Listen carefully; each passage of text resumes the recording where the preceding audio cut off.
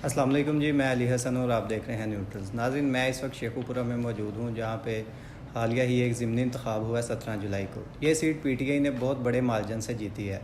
अगर मैं कहूँ कि इस सीट में जीतने का तैयाब राशिद संधू साहब का एक बहुत बड़ा हाथ है तो ये बिल्कुल गलत ना होगा। उसकी एक वजह यह है कि तैयाब राशिद संधू साहब यहाँ पर बहुत पॉपुलर हैं। ख़ास करके नौजवानों में इनकी पॉपुलैरिटी का अंदाज़ा आप इस बात से लगा सकते हैं कि 2018 के जनरल इलेक्शन में जब ये मुस्लिम लीग नून में थे तो इन्हें टिकट नहीं मिला और इन्होंने आज़ाद हैसियत से इलेक्शन लड़ा और बग़ैर किसी पार्टी की सपोर्ट के, और इनका पहला इलेक्शन था।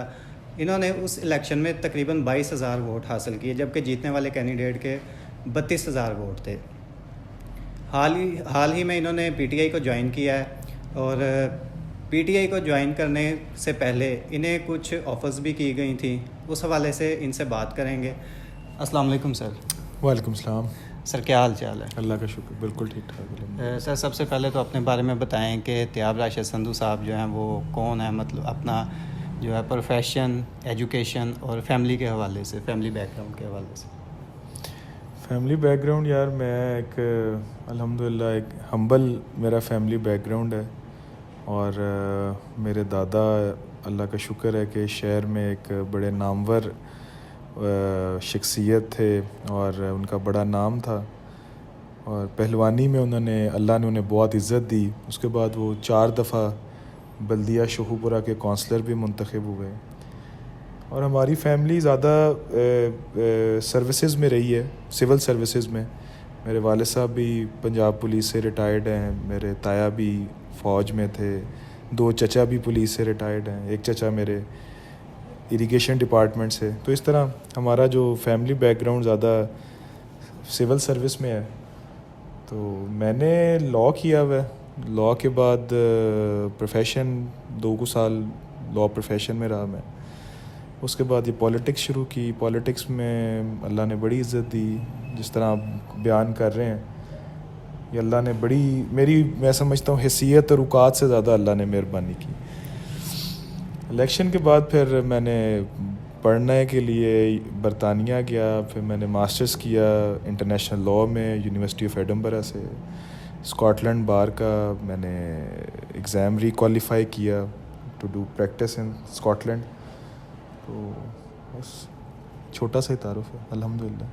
ठीक है, तो आपका फैमिली बैकग्राउंड एज सच कोई पॉलिटिकल तो है नहीं है, तो आप जो है वो पॉलिटिक्स में कैसे आए और क्यों आए? पॉलिटिकल इन द सेंस था क्योंकि मेरे, जैसा मैंने बताया, दादा, लेकिन उन्होंने आखिरी इलेक्शन कोई 80s में लड़ा, शायद जो 87 या 88 या गालबन 89 में, आई एम नॉट श्योर। वो जो ये लोकल गवर्नमेंट इलेक्शन हुए थे। तो थोड़ा बहुत फैमिली बैकग्राउंड तो था, महल्ले की पॉलिटिक्स। फिर अल्लाह का शुक्र है कि एक आइडेंटिटी भी थी पॉलिटिकल। फिर जब मेरे वालिद साहब सर्विसेज में रहे, शेखुपुरा के बेशुमार लोगों की उन्होंने खिदमत की, पॉलिटिकल पॉइंट ऑफ व्यू से नहीं, सिर्फ इस पॉइंट ऑफ व्यू से कि मेरे शहर का बंदा है। तो अल्लाह का शुक्र है, लोग उन्हें बड़े अच्छे लफ्ज़ों में आज तक याद करते हैं।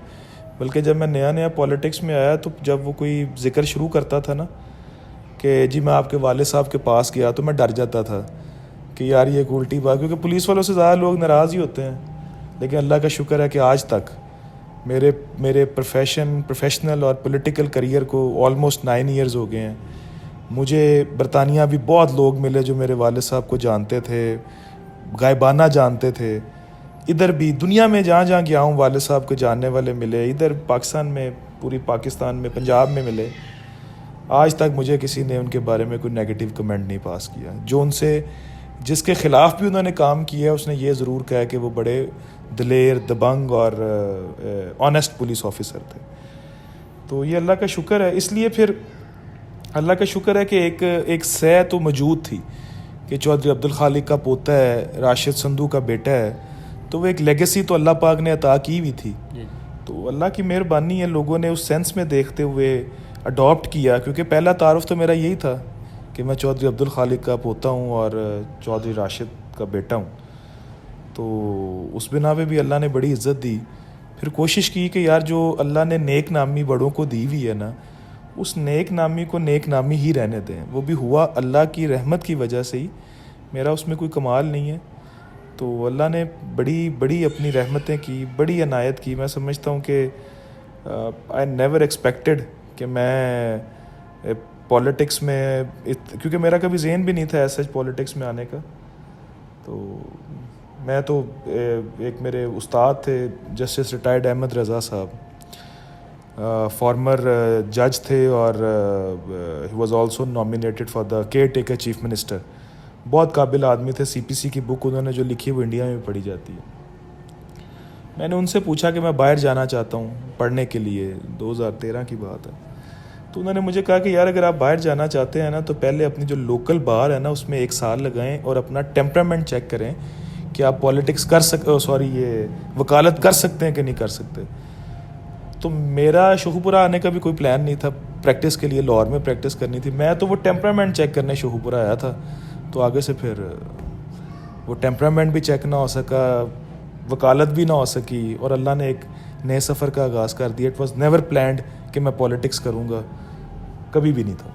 यानी 2013 में आप जो है वो पॉलिटिक्स में आए एक हादसाती तौर पे कैसे? बिल्कुल बिल्कुल। मैं इवन कि मेरा लास्ट पेपर चल रहा था, अभी लॉ के पेपर हो रहे थे मेरे, तो मैं मेरी वालदा के इंतकाल के बाद रोज़ शेखुपुरा आ जाता था। तो मैं अपना पेपर लास्ट सेमेस्टर का पेपर दे के घर आ रहा था तो मेरे वालिद साहब की मुझे कॉल आई कि यहाँ कोई अंजुमन ताजरान बन रही है, उसका कोई आपको ना वो, मैं चूँकि सर्विस में हूँ मैंने नहीं बनना, तो वो आपका ना इसका वो सरपरस्त आला बना रहे हैं।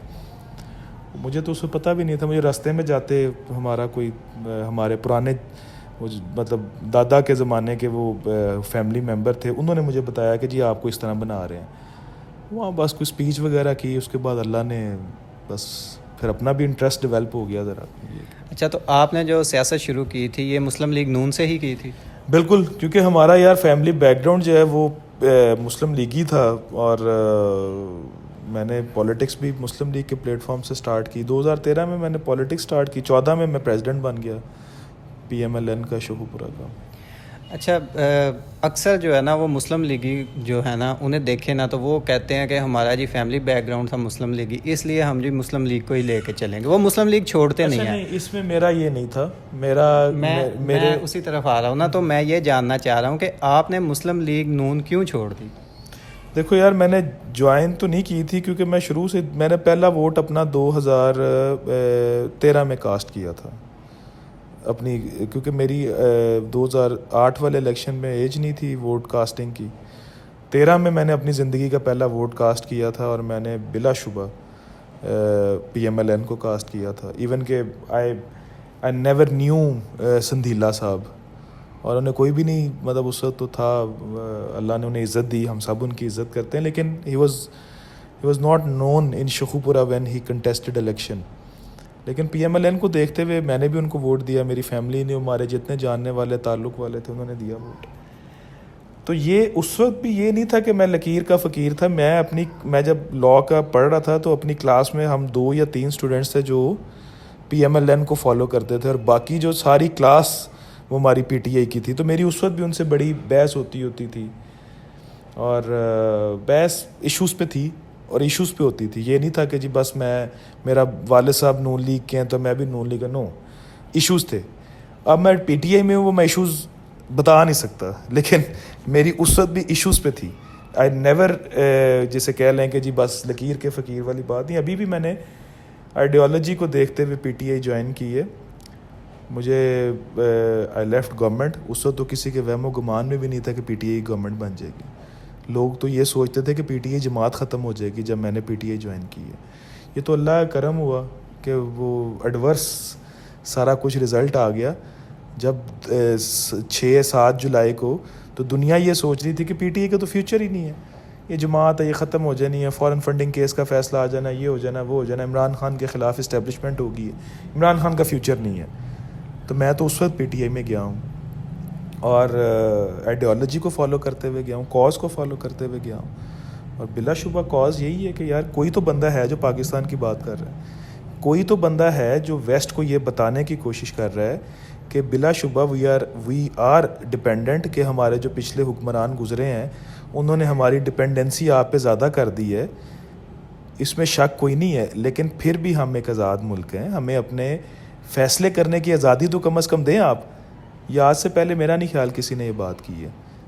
अच्छा, यानी कि जो इमरान खान साहब आज़ादी का और ख़ुद मुख्तारी का नारा लगाते हैं, उसे देखते हुए आप पीटीआई में? बिल्कुल। ये देखें, आप मुझे ये बताएं कि यार हमारे इतने लीडर्स गुजरे हैं, देखें ये जो ख़त्म नबूवत का मामला ना, ये सेंटिमेंटल है। जी जी, हमारे सेंटिमेंट, इमोशंस और हमारी ईमान का हिस्सा है। बिल्कुल ऐसे ही। हम लोग जो बाहर आते जाते हैं ना, ये हमें पता है कि इस्लामोफोबिया क्या है और इस्लामोफोबिया कितना मुसलमानों को टॉर्चर कर रहा है। यहाँ रहते हुए लोग, शायद आप किसी से पूछे तो उन्हें इस्लामोफोबिया का नहीं पता होगा। बिल्कुल ऐसे ही। लेकिन बाहर आज के दौर में सबसे बड़ा मुसलमानों को जो चैलेंज है वो इस्लामोफोबिया है। उस इस्लामोफोबिया के लिए किसने आवाज़ उठाई है आज तक? बेशक करारदाद किसने मंजूर करवाई है? इमरान खान ने। किसने वेस्ट को बताया है कि यार जो रसूल पाक सल्लल्लाहु अलैहि वसल्लम हैं वो हमारे दिलों में बसते हैं, और अगर आप उनकी नामूस के लिए बात करेंगे तो वो हमें अफेक्ट होगी। और इसका हरगिज़ मतलब नहीं है कि आप एक सेकुलरिज्म को भूल जाएं। देखें, तुर्की हमसे ज़्यादा इस्लाम है वहाँ, लेकिन वो सेकुलर भी हैं। सेकुलर। वो आपको अपने मज़हब को एक्सरसाइज करने की इजाज़त भी देते हैं। वहाँ मस्जिदें भी हैं, वहाँ चर्चेज़ भी हैं, क्योंकि ये आप रसूल पाक सल्लल्लाहु अलैहि वसल्लम की ज़िंदगी को उठा के, उनकी जो आप उनका जो दौर है उसको उठा के देख लें। क्या गैर मुसलमों को हक़ नहीं था अपनी इबादत करने का? बिल्कुल। देखिए, आप अपना किरदार पेश करें, लोग आपके किरदार को देखते हुए आपके मज़हब को फॉलो करें और आपके अंदर आएँ। ये ना हो कि आप ज़बरदस्ती किसी को मनवाएं। तो देखिए, इमरान खान ने बात की, वहाँ उनको समझाने की कोशिश की कि यार रसूल पाक सल्लल्लाहु अलैहि वसल्लम ये हमारी ज़िंदगी का एक बड़ा अहम, मुसलमानों के लिए वो सब कुछ ही वो हैं। तो अगर आप उनके बारे में नाउज़ुबिल्लाह बात करेंगे तो हमें तकलीफ़ होगी। तो ये सारी चीज़ें हैं यार जो आज तक किसी ने नहीं इन फोरम्स पे बात की। तो डेफिनेटली मैं, और देखिए जिस तरह उन्होंने फ्लॉज थे, मतलब वो पीटीआई ख़ुद मानती है फ्लॉज थे, पंजाब गवर्नमेंट के बहुत सारे फ्लॉज थे, लेकिन इट डजेंट मीन कि एक बंदे को आप एक गलती की वजह से आप किसी बंदे को समझ लें कि वो बंदा गलत है। तो मेरा ख्याल है कि जिस तरह रवादारी का जो जज्बा इमरान खान ने पाकिस्तान में लेके आए, गैर मुसलमों को भी हक़ दिया। हम जब बाहर जाते हैं ना, हमारा भी दिल करता है कि हमारी अज़ानें जो है ना ऊंची ऊंची सुनाई जाएं। तो अगर हमारे बाहर वो जज्बात हैं तो फिर यहाँ भी हमारे में ये जज्बा होना चाहिए कि हम दूसरे मज़ाहिब को भी राइट्स दें। कम अज़ कम ये ना दें कि वो तबलीग शुरू कर दें, पर ये ज़रूर दें कि उनको अपना एक हक़ को, रसूल पाक सल्लल्लाहु अलैहि वसल्लम ने जो रियासत मदीना थी उसमें भी ये हक़ तो था। तो इमरान खान साहब ने इन चीज़ों में बहुत, मैं समझता हूँ कि काविश की है, और उसका फ़ायदा इंशाअल्लाह आपको नज़र आएगा। अच्छा सर, मुझे यहाँ ये बात पता चली थी कि जब आप पीटीआई ज्वाइन कर रहे थे तो आपके पास जो साबिक डिफेंस मिनिस्टर राना तनवीर साहब आए थे, उन्होंने कुछ ऑफ़र्स की थी, उन्होंने आपको नहीं, वो मेरे पास नहीं आए थे।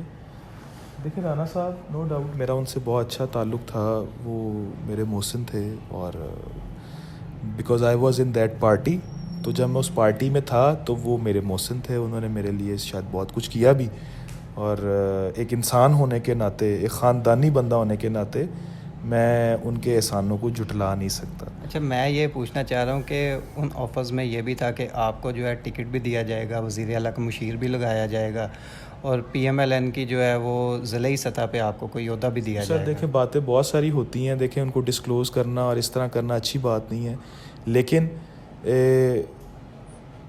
जो मोहसिन होता है उसको आपकी जो है ना वो कैपेबिलिटी का, आपकी कैपेसिटी का और आपकी काबिलियत का बड़ा अंदाज़ा होता है।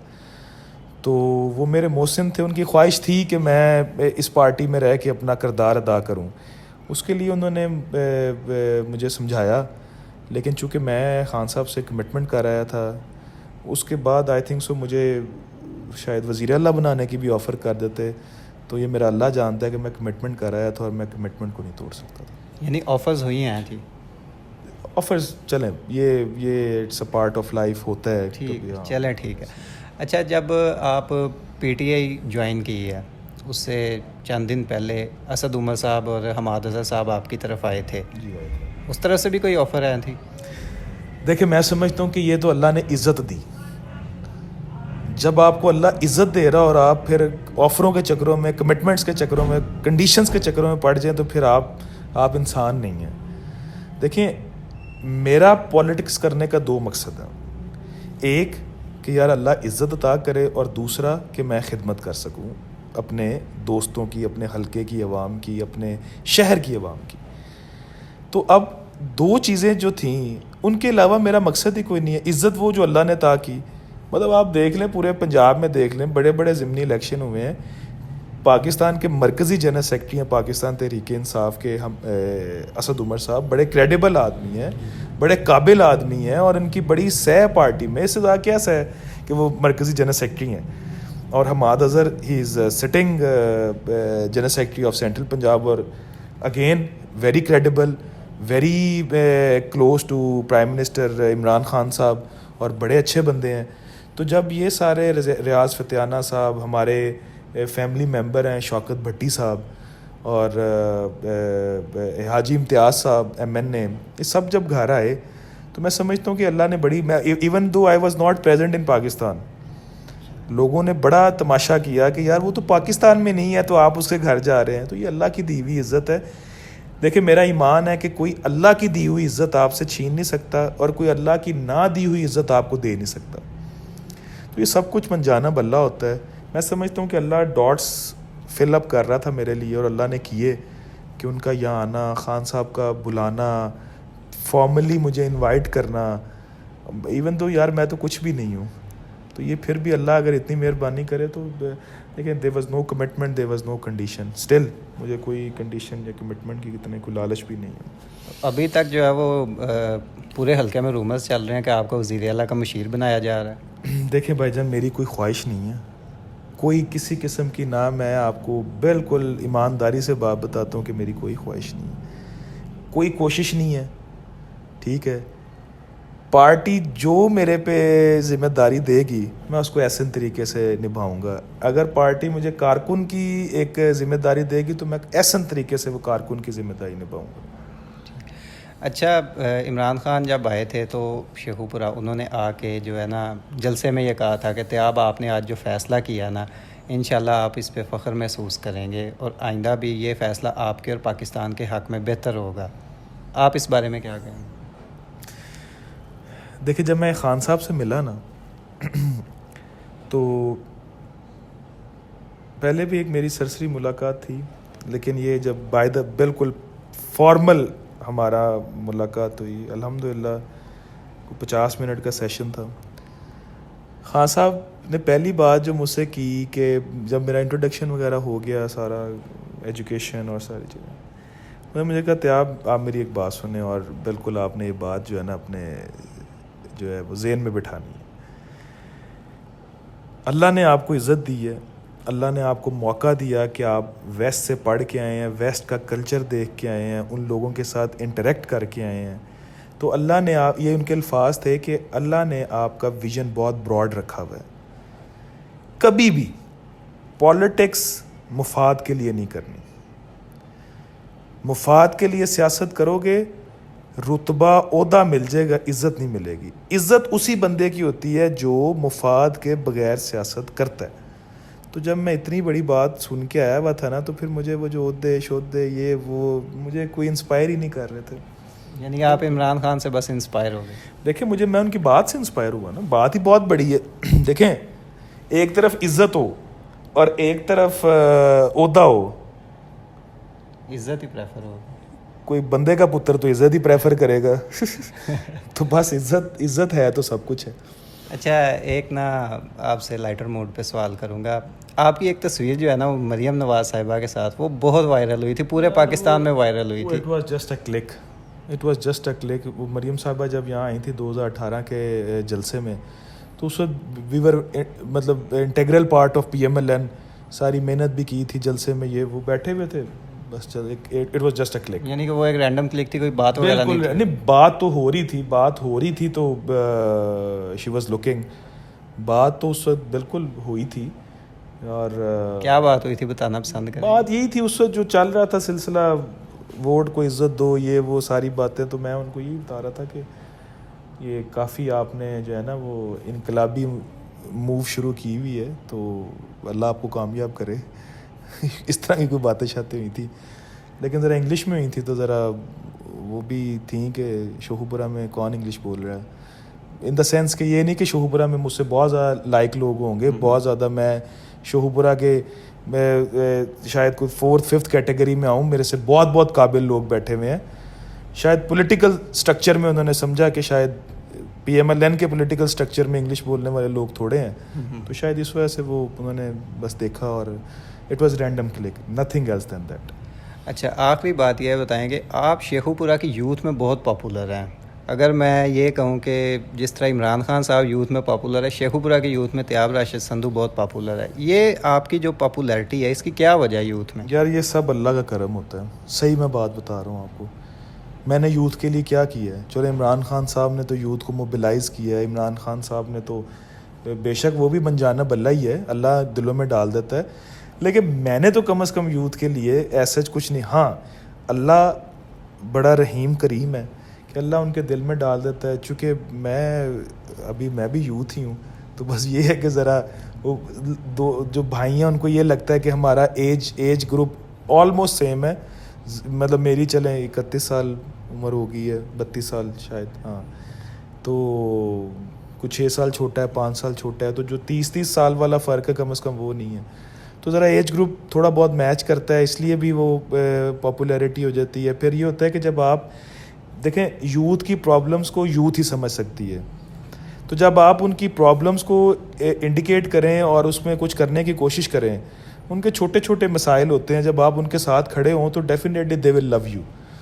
और नीयत साफ़ हो, अल्लाह दिलों में डाल देता है। नीयत साफ़ हो, अल्लाह आपकी इज़्ज़त बना देता है। नीयत साफ़ हो, अल्लाह आपको कामयाब कर देता है और लोगों के दिलों में आपके लिए इज़्ज़त डाल देता है। तो बस ये अल्लाह का करम फजल है। अच्छा, आखिर में ना ये बताएं कि आपने PTI के साथ ना अभी सफ़र शुरू किया है, ठीक है। कोई भी इंसान जब किसी पॉलिटिकल पार्टी या कोई भी सफ़र शुरू करता है तो वो अपने कुछ पैरामीटर सेट करता है। मैं ये जानना चाह रहा हूँ कि आपका ये सफ़र कितनी देर तक चलेगा? ये सफ़र इंशाल्लाह हमेशा के लिए चलेगा, हमेशा के लिए जब तक PTI है, जब तक इमरान खान की ideology based on welfare of Pakistan है, बेस्ड ऑन पाकिस्तान की बेहतरी है, पाकिस्तान की ख़ुद मुख्तारी है, पाकिस्तान की आन और शान के लिए जंग लड़ना है। इंशाल्लाह मैं इमरान खान, टिकट मिलना ना मिलना इट्स नॉट एन इशू। लेकिन बातें हो रही हैं कि अगले इलेक्शन में जो है आपको PP 140 का टिकट मिलेगा। देखें, PP 140 से तो खुरम साहब MPA हो गए हैं। नहीं, अगले जनरल इलेक्शन की बात। मैं ये तो कह रहा हूँ, वो तो MPA हो गए हैं, 2-3 माह बाद इलेक्शन है। अच्छा, 2-3 माह, ये खबर है आपकी? मुझे लगता है, खबर कह लें या ऑब्जर्वेशन कह लें। ठीक है सर, बहुत शुक्रिया आपने। बाकी देखें, पार्टी मुझे जहाँ लड़ाएगी, मैं ये एक बात आखिर में बता देता हूँ। मैंने खान साहब को भी यही कहा था कि खान साहब, मैं एक सियासी कारकुन हूँ, पॉलिटिक्स मेरा शौक़ है, ठीक है। मैं किसी कमिटमेंट का हामी नहीं हूँ, कोई कंडीशन नहीं है। हाँ, पॉलिटिक्स मेरा शौक़ है, इलेक्शन लड़ना मेरा शौक़ है।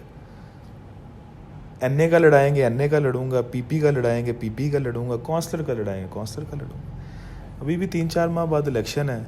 खान साहब कहेंगे NA का इलेक्शन लड़ो तो इंशाल्लाह मैं NA का लड़ूंगा। खान साहब कहेंगे PP का लड़ो तो मैं PP का लड़ूंगा। तो मेरे लिए दोनों ऑप्शंस अवेलेबल हैं।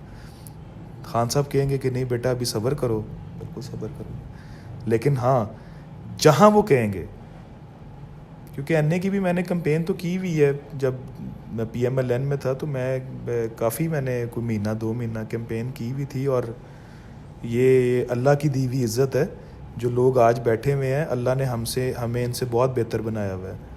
अल्लाह ने हमें इनसे ज़्यादा काबिलियत दी हुई है। तो अगर अल्लाह ने उनको उनकी मेहनत की वजह से स्टेज पे पहुंचाया है, मेहनत की वजह से पहुंचाया है, ये बात मैं बिल्कुल कहूँगा। अगर अल्लाह ने उनको उनकी मेहनत की वजह से स्टेज पे पहुंचाया, तो हम भी मेहनत करेंगे, अल्लाह हमें भी उस स्टेज पे पहुंचाएगा। इसलिए the both options are open. NA पे कहेंगे तो मैं बिल्कुल NA पे भी लड़ने के लिए तैयार हूँ, PP पे कहेंगे मैं PP पे भी लड़ने के लिए तैयार हूँ इंशाल्लाह। ठीक है सर, बहुत शुक्रिया आपके वैल्यूएबल टाइम का। बहुत शुक्रिया। ये जी तैयाब राशिद संधू साहब थे, इनकी गुफ्तगू आपने देखी। एक ख़बर भी इन्होंने दी है कि अगले चंद माह में जो है वो इलेक्शन हो रहा है। एक पार्टी चाह रही है ना हो, अच्छा, लेकिन PTI चाह रही है हो। शायद इस पर भी कोई फटा बन जाए। बहरहाल चले। ठीक है सर, ठीक है। तो इनकी गुफ्तगू आपने देखी, अपनी राय से ज़रूर आगाह कीजिएगा कमेंट सेक्शन में। आपसे इजाज़त चाहूँगा। अल्लाह हाफिज़।